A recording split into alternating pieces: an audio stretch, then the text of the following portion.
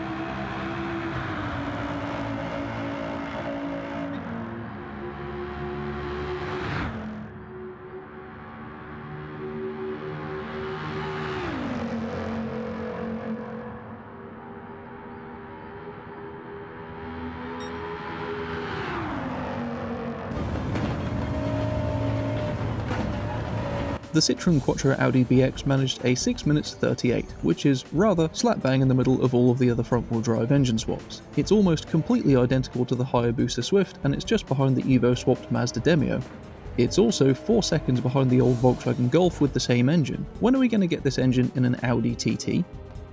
So, that was my setup for the engine swapped Citroen BX. I hope it helped. Thank you very much for watching. Please do like, subscribe and kick me on the bell so you get notified of my future uploads. Take care of yourself, and ta-ra.